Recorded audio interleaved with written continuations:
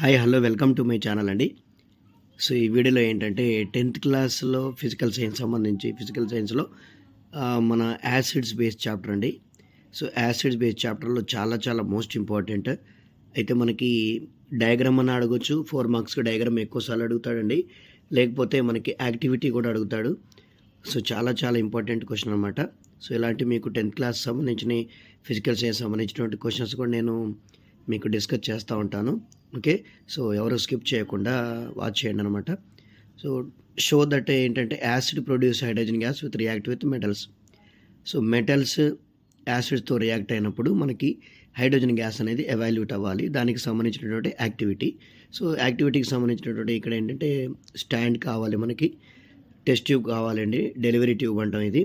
తర్వాత ఒక బీకర్, ఒక సోప్ సొల్యూషన్ తీసుకోవాలి, అందులో గ్లాస్ వెస్టల్నాలుగా. తర్వాత ఒక బర్నింగ్ క్యాండిల్ కావాలి మనకి, ఇవి సరిపోతాయి. ఓకే, సో ఇందులో మనకి ప్రాసెస్ ఏంటనేది చూద్దాం ఒకసారి చూడండి.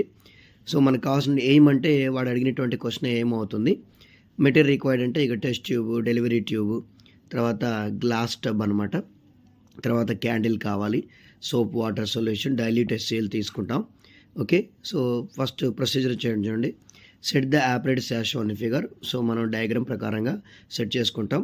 Take about 10 milliliter of dilute HCl in a test tube and add a few zinc granules to it. ఇక్కడ చూడండి, తీసుకున్నటువంటి టెస్ట్ ట్యూబ్లో 10 milliliter ఆఫ్ డైల్యూట్ HCl తీసుకుంటున్నాం. తర్వాత వచ్చేసి మనకి అది HCl అంటే యాసిడ్ అండి, హైడ్రోక్లోరిక్ యాసిడ్. దానికి మనకి జింక్ గ్రాన్యువల్స్ అనేవి మనం యాడ్ చేస్తున్నాం. ఇక్కడ టెస్ట్ ట్యూబ్లో ఫస్ట్ 10 milliliter HCl తీసుకుంటాం, తర్వాత జింక్ గ్రాన్యువల్స్ తీసుకుంటున్నాం. So we observed a gas is evolved from the zinc granules. ఎప్పుడైతే మనం యాసిడ్లో జింక్ గ్రాన్యువల్స్ని కలిపామో అక్కడ నుంచి కొంత గ్యాస్ అనేది రిలీజ్ అవుతుంది.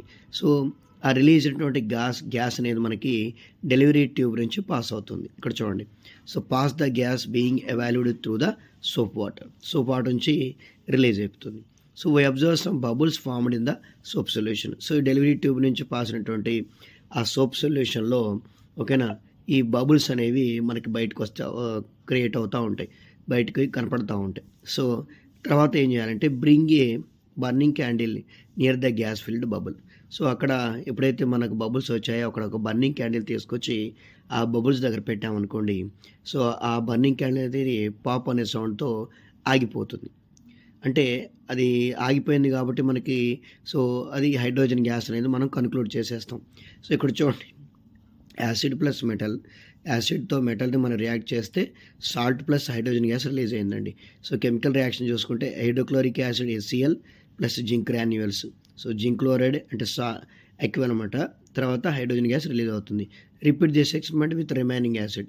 నాట్ ఓన్లీ హైడ్రోక్లోరిక్ యాసిడ్, ఇంకా రిమైనింగ్ వేరే యాసిడ్తో మనం మెటల్తో యాడ్ చేసినా కూడా హైడ్రోజన్ గ్యాస్ అనేది గ్యాస్ అనేది హైడ్రోజన్ గ్యాస్ రిలీజ్ అవుతుంది, ప్లస్ ఒక సాల్ట్ కూడా ఫామ్ అవుతుంది. ఓకే, సో ఇదండి most important question. Diagram is very important. Okay, తర్వాత ఈ స్టెప్స్ రాస్తే సరిపోతుంది మనకి. Okay, thank you.